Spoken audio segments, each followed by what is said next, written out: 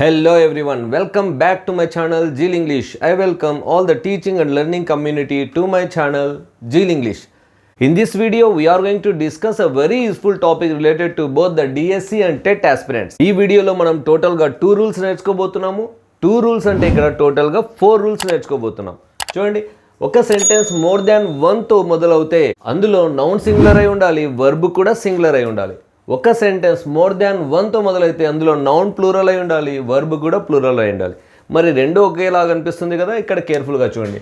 More than 1కి ఇక్కడ ఎటువంటి గ్యాప్ లేదు, మధ్యలో ఇక్కడ గ్యాప్ వచ్చింది అంటే ఇక్కడ నౌన్ ఫిట్ అవుతుంది. సో నౌన్ మధ్యలో వస్తుంది.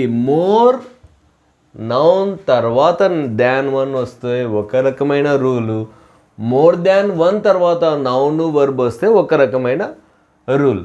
మరి దీన్ని మనము being a competitive aspirant we have to memorise in a simplest way. More than 1 అన్నప్పుడు ఈ ఫ్రేజ్ మొత్తము బ్రేక్ లేకుండా ఒకటే ఉంది, బ్రేక్ లేకుండా ఉంది కాబట్టి ఇక్కడ నౌన్ సింగులర్ వాడతాము, వర్బ్ కూడా సింగులర్ వాడతాము. అంటే మోర్ దాన్ 1 అనే ఫ్రేజ్ ఎటువంటి విధంగా స్ప్లిట్ కాకుండా ఉంది.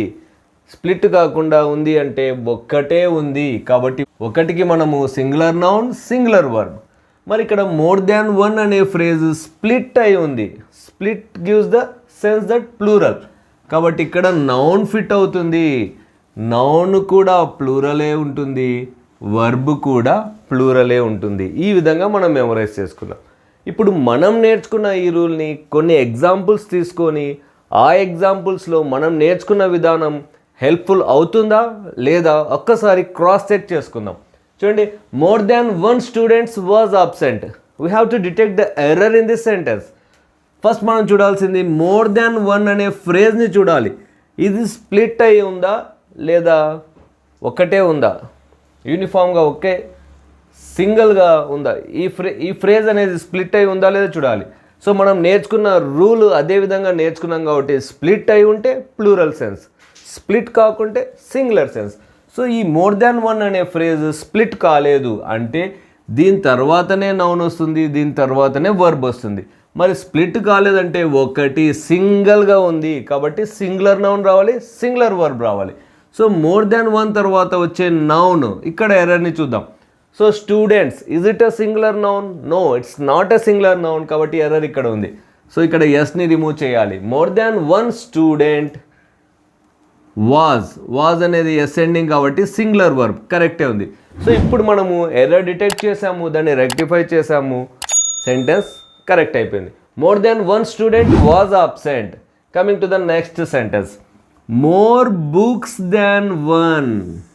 ఈ ఫ్రేజ్ని మనం గమనిస్తే మోర్ దాన్ 1 ఉంది కానీ మోర్ ఇక్కడ ఉంది, దాన్ 1 ఇక్కడ ఉంది, స్ప్లిట్ అయి ఉంది. స్ప్లిట్ అయి ఉందంటే నౌన్ మధ్యలో ఫిట్ అవుతుంది, ఆ నౌన్ కూడా ప్లూరల్ అయి ఉండాలి, తర్వాత వచ్చే వర్బ్ కూడా ప్లూరల్ అయి ఉండాలి. చూద్దాం, మోర్ బుక్స్, ఈ నౌన్ ప్లూరల్ ఉంది కాబట్టి కరెక్టే ఉంది. More books than 1 have been purchased by her. Have అనేది ప్లూరల్ వర్బ్, నౌన్ ప్లూరల్గా ఉంది, వర్బ్ ప్లూరల్గా ఉంది. There is no error in this sentence కాబట్టి more books than 1 have been purchased by her. Next sentence, more than 1 computer are not working.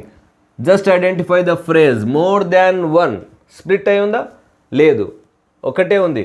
ఒకటే ఉన్నప్పుడు noun singular అయి ఉండాలి, వర్బ్ కూడా సింగులర్ అయి ఉండాలి. సో మోర్ దాన్ 1 తర్వాత వచ్చే నౌన్ని చూద్దాం. కంప్యూటర్ సింగులర్ నౌనా? Yes, singular noun, no error in this. తర్వాత వచ్చే వర్బ్ ఆర్ అనేది సింగులర్ వర్బా? కాదు, ప్లూరల్ వర్బ్ కాబట్టి ఇక్కడ ఎర్రర్ ఉంది. దీన్ని ఎక్స్క్లూడ్ చేసి ప్రజెంట్ టెన్స్లో ఆర్ బదులుగా ఈజ్ తీసుకుంటాం. More than 1 computer is not working. ఈ సెంటెన్స్ ఎర్రర్ ఫ్రీ అయిపోయింది. Coming to next sentence, more than 1 questions was wrong in the exam paper. చూడండి, మోర్ దాన్ 1 ఫ్రేజ్ని డిటెక్ట్ చేస్తాం. ఈ ఫ్రేజ్ అనేది స్ప్లిట్ అయి ఉందా, ఒకటే ఉందా?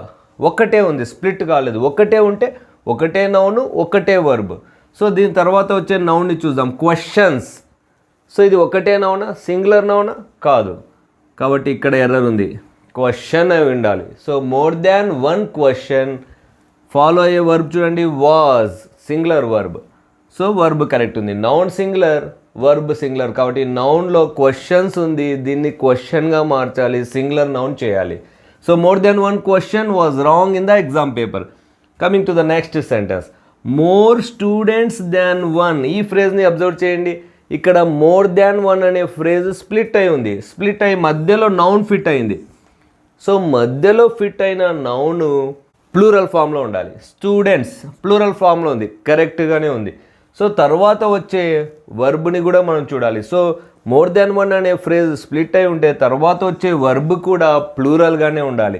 హ్యాజ్, హ్యాజ్ అనేది సింగులర్ వర్బా ప్లూరల్ వర్బా?